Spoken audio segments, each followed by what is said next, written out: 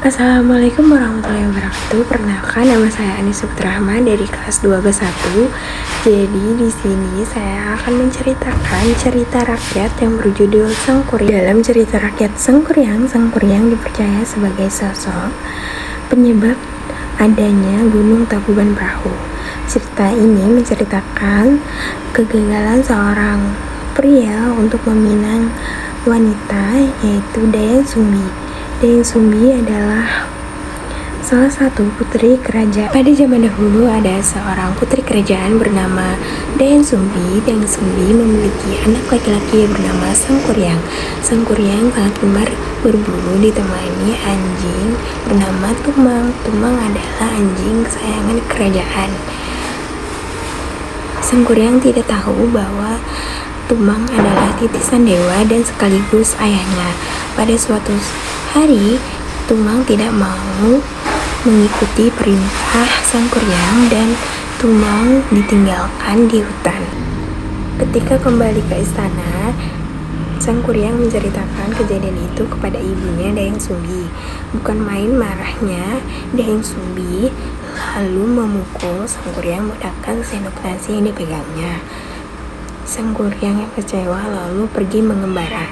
Pada saat itu, Dayang Sumbi sangat menyesal dan berdoa sangat tekun dengan bertapa. Pada suatu ketika, para dewa memberikan hadiah kepada Dayang Sumbi. Dia akan selamanya muda dan memiliki kecantikan yang abadi.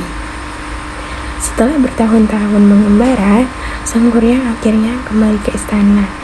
Dia terkejut karena istana berubah total. Saat dia berjalan-jalan di istana, dia menemukan seorang putri yang sangat jelita, yang tidak lain adalah Dayang Sumbi. Karena terpesona dengan kecantikan Dayang Sumbi, Sangkuriang lalu melamarnya. Dan Dayang Sumbi melihat laki-laki itu sangat tampan. Pada suatu ketika, Sangkuriang ingin berpamitan untuk berburu. Dia meminta Dayang Sumbi untuk memperbaiki ikat kepalanya. Alangkah terkejutnya Dayang Sumbi melihat bekas luka yang sangat mirip yang ada di anaknya yang sedang merantau. Dan setelah lama dia melihat wajah Sangkuriang sangat mirip dengan anaknya. Dia merasa ketakutan dan mencari upaya untuk menggagalkan lamaran tersebut.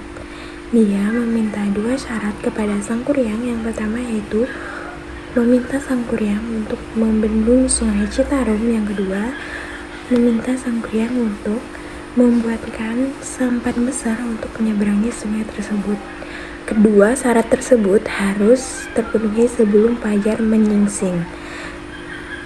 Pada malam itu, Sangkuriang melakukan tapa dan meminta bantuan makhluk-makhluk gaib untuk membantunya melakukan pekerjaan tersebut. Dayang Sumbi diam-diam mengintip pekerjaan tersebut. Dia memerintahkan pasukannya untuk menggelar kain sutra merah di bagian timur kota. Saat timur kota memerah, Sangkuriang mengira bahwa hari telah selesai. Dia memberhentikan pekerjaannya dan dia sangat marah karena tidak dapat memenuhi syarat yang diberi dari Dayang Sumbi. Dengan kekuatan Sangkuriang, dia menjebol bendungan yang telah dibuatnya.